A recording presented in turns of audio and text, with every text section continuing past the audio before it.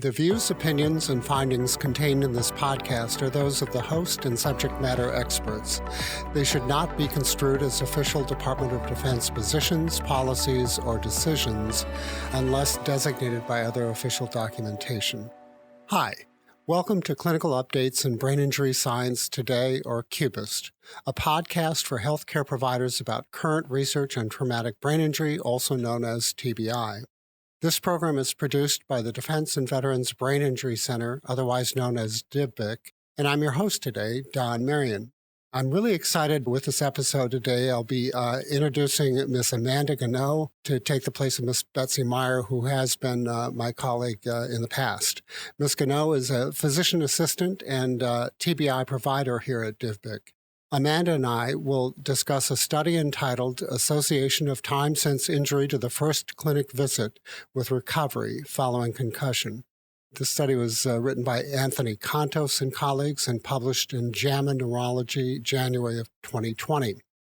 Hi, Amanda, and welcome, and thanks for bringing this article to our attention today. Can you tell me a little bit about the study? Hi, sure, Don. I wanted to discuss this article because it addresses one of the factors that may be associated with the time it takes to recover from concussion, and that's the timing of the initial clinical evaluation following the concussion.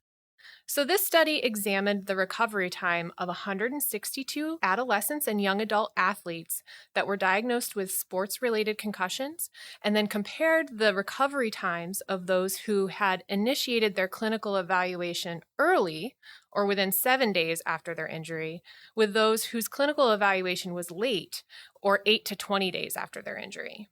This study found that initiation of clinical care is associated with faster recovery after a concussion. Athletes in the late intervention group were 4.7 times more likely to have a recovery time of greater than 30 days than the early intervention group. Athletes in the early group recovered on average 20 days faster than the late group. So this could be attributed to earlier initiation of active rehabilitation strategies, earlier initiation of a progressive return to activity plan, and an earlier opportunity to start structured physical therapies like vestibular therapy or vision therapy. Athletes in the late group could also have been engaging in counterproductive activities that may have impacted their recovery time due to lack of early concussion education. That certainly all makes sense, Amanda. How was the study done exactly? Yeah, so this was a retrospective cross-sectional study that was conducted in a sports medicine clinic between August 2016 and March of 2018. The participants were aged 12 to 22 years old and had a diagnosed symptomatic concussion. There were 416 patients that met the inclusion criteria. However, 254 patients were excluded because there was incomplete recovery data.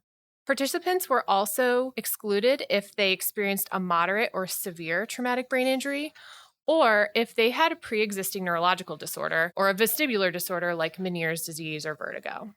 The remaining 162 patients were divided into two groups: the early intervention group, which again included those patients seen within 7 days of injury, and the late intervention group, which included those patients that were seen 8 to 20 days following their injury. There were 98 participants in the early group and 64 participants in the late group. The two groups did not differ in symptom severity, cognitive, vestibular, or ocular outcomes at the time of the initial evaluation. All of the patients in the study completed the post-concussion symptom scale, or the PCSS, to evaluate symptomatology, the immediate post-concussion assessment test, or IMPACT test, to evaluate for neurocognitive performance, and the vestibular ocular motor screening, or the VOMS, to evaluate for the presence of vestibular or ocular motor symptoms. The participants could return to their sport when they were asymptomatic and also back to their pre-injury levels in their cognitive, ocular, and vestibular performance with exertion. The recovery time was calculated by subtracting the date of injury from the date of the clearance for return to full play. All right, just so I have that straight, so you had to have returned to baseline on those three evaluations, the IMPACT, the VOMS, and the PCSS, even after exertion. Okay. Thanks, Amanda. I have a few other questions. First of all, how exactly did they make the diagnosis of concussion? Yeah, so concussion was diagnosed according to the Consensus Statement on Concussion in Sport, which was the 5th International Conference on Concussion in Sport held in Berlin in October of 2016. I guess that's commonly called the SCAT-5, is that right? Yes. Okay. Then the other question I had was, and since you kind of hinted at that in your previous descriptions, were the participants actually asked why they did or did not report to the clinic soon after their injury?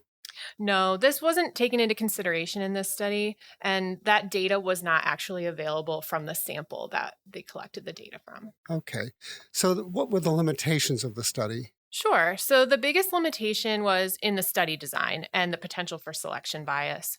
So there were 419 athletes that met the inclusion criteria, but only the ones that had complete data for this study were included. So that ended up excluding 254 athletes, or 61.1% of the concussed athletes seen in this sample. This study also did not consider all of the factors that may influence recovery, such as adherence to rehabilitation strategies or whether or not the participants went back to school during their recovery. Additionally, a big reason that athletes don't receive early care is their tendency to not report a concussion and remain in play throughout their injury. And that's a factor that is known to be associated with a protracted recovery. And this problem was not considered in this study. Lastly, the participants in this study were just adolescents, young adults with sports-related concussion, and that may limit the generalizability of these findings to other populations, like our military service members. That makes a lot of sense. So finally, Amanda, what were the key takeaways? What do you want providers to take away from this podcast? Yeah, so I think the most important thing that I took from this study, Don, was that despite the limitations, if a patient can be seen in the clinic sooner rather than later, they are likely to get better faster. And delays in initial medical evaluation can actually be detrimental. I really liked that this was the first study to take a scientific look at this problem. And these findings emphasize the fact that we really need to educate our patients on the importance of not playing through symptoms, or in the case of our military service members, not underreporting symptoms just to continue with their military training. So in my experience as a military provider, the service members often don't report to the clinic for weeks and sometimes months after their injury, but seeking care as soon as possible after a concussion can actually hasten recovery and improve outcomes. Thanks, Amanda. This is a great study with obvious clinical implications for our service members. So I really appreciate your bringing that to our attention. So that's all we have time for today. You can stay up to date on future episodes by subscribing to CUBIST on iTunes, SoundCloud, Stitcher, or wherever you listen to podcasts, where you can also find links to the articles that we discussed and other relevant resources. CUBIST is produced and edited by Vinnie White and was hosted by me, Don Marion.